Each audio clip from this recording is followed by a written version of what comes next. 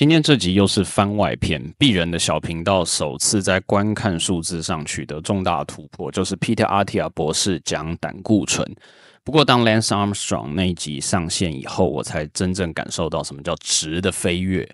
那无论当时我是蹭到了2024年环法的热度也好，或是勾起了中文圈车友对这位传奇的兴趣也好，今天我就再做一个更神奇的一集，就是 Peter Attia 跟 Lance 访谈的精华摘要，相信能够更好还原这位车坛传说的真相，同时也希望我的观看能够再创新高。So I'm just trying to understand, Lance, like at what point were you thinking I might not live here?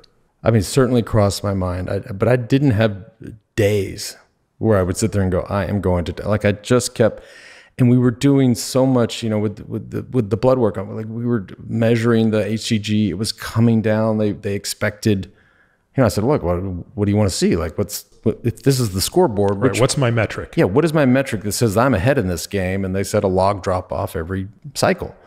And man, we were hitting it, bam, bam. It just kept coming down. And I was like, I'm kicking this thing's ass. Like, yeah, I can turn around and the body can, and the cancer can pivot and the chemo doesn't work, whatever happens. I just felt like I got on top of it.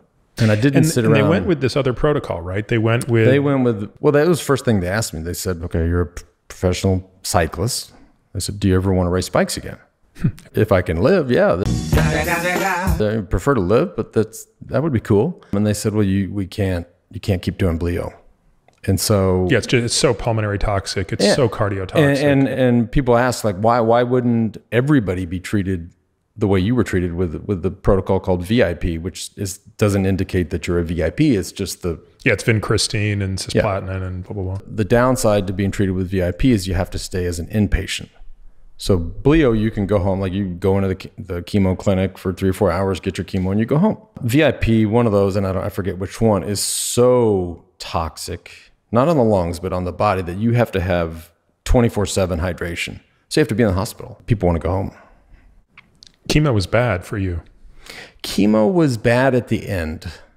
Chemo is and I still talk to people about this because if they're about to start chemo, they ask me, and cycle 1, I was like, you sure you did this right? Like, I don't feel anything. Cycle 2, get sick a few times, like, ooh, okay, I think they got it right this time.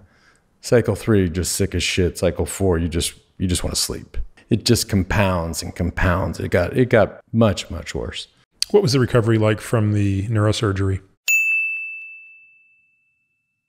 There were big cuts. I mean, they were, they're probably tennis ball size. The easiest way to describe it for people listening or have never been there is it's like doing the pumpkin for Halloween. Like you literally just cut the hole, pull off the thing, take out the seeds, and put the thing back on. And there were 2 of them. There was one on the top and one on the back, right on the surface.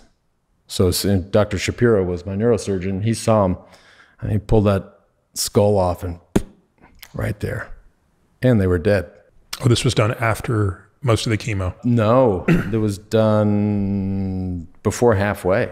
Wow. But, the response was amazing. But with, this whole, and I don't know how, the blood-brain barrier, this barrier that prevents super toxic stuff from getting to the brain, they should not have been dead. That's why they go in there and take them out. I'm not a surgeon or a scientist, but they take them out and they walk them over and look at them immediately in the microscope, and they were dead.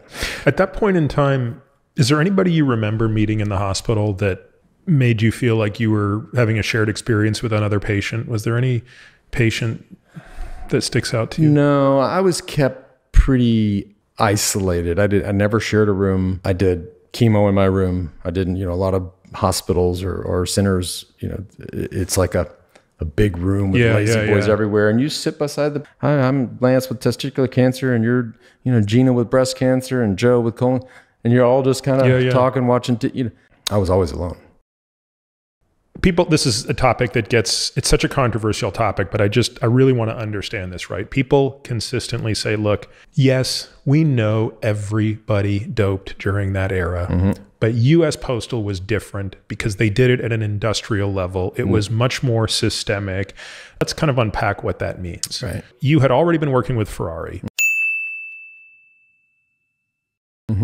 I've never met Ferrari. He's actually a guy I would always want to meet because I think despite how much he's been demonized, I just think he's probably a very smart physiologic wizard. He's incredibly smart. And like, how much of your training was he actually guiding? All of it. So did Carmichael, who gained fame being associated with you and being your coach, did he do anything? He not at that stage. Yeah, he was, as an amateur. I mean, he was the Olympic coach in '92, and once I went, started seeing Ferrari, Chris was just a advisor, friend. But we are talking about two very different skill sets here. Yeah.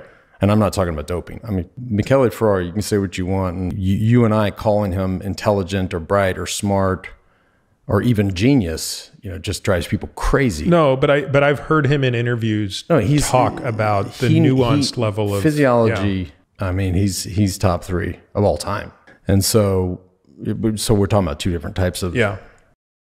I was watching a video of an interview you did a while ago, and I came across one that I thought was so interesting. I actually copied it down. I want to read it to you. Okay. So it was an interview. I don't even remember what interview it was. But not surprisingly, a lot of the comments were like, this guy's a horrible human being, like, what a ridiculous person. Oh, I know. It must have been the interview where you said, and you tried to offer a nuanced explanation for why you wish you didn't have to hurt people, but you also wouldn't have done it different in the sense that you needed to learn the lessons you learned. Right. Do you remember this interview? Yes. Yeah. So not surprisingly, every commenter is like ripping you apart. Of course. And this one guy writes something, I'm just going to read to you verbatim, and I was really moved by it. He says, "I was not a good person, and it took losing everything to realize it. I'm not yet at the point where I would not change a thing, but I do get the I can't change a thing, so it's useless to feel as much regret and shame as I do. I really believe him when he says that he values the lessons he learned, because I do too. I might not be a good person yet, I'm learning, but I'm no longer a bad one." Yeah. Those are few and far between. I mean, it takes a lot of comment. I mean, I don't read comments. Yeah. Something about the last line of this. Yeah. Okay. Like, you're not the worst human in the world. Right. You're not perfect, and you're never going to be.